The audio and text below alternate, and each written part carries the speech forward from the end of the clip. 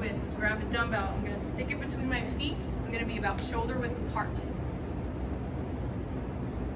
Okay, from here, I'm gonna keep this weight at my hip, all right?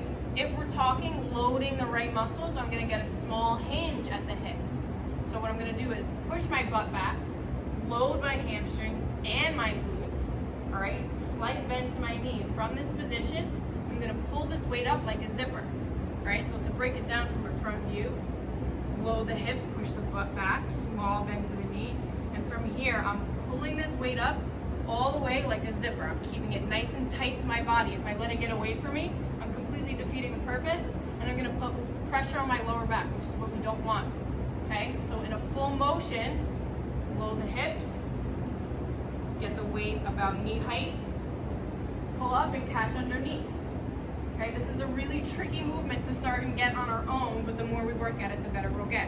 Okay, so a lot of mistakes that people make is they're pulling it up, they bring it here, and then they press it up. All right, if you're using your hips, the weight will fly over your head. So think of this as more of a lower leg movement than an arm movement. Your arm is there to guide you. So you're pulling that weight up and you're catching yourself underneath. You're locking out your elbow at the top. So load the hips, hinge pattern, pull up, catch overhead. All right, I'll show you from a side view. Watch my hips. My power comes from the hips. Load the hips, hamstrings, glutes. Pull up, catch underneath. So I'm leaving the ground. All right, when you get really good at it, you won't have to leave the ground.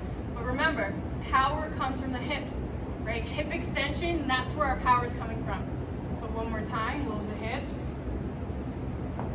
catch underneath.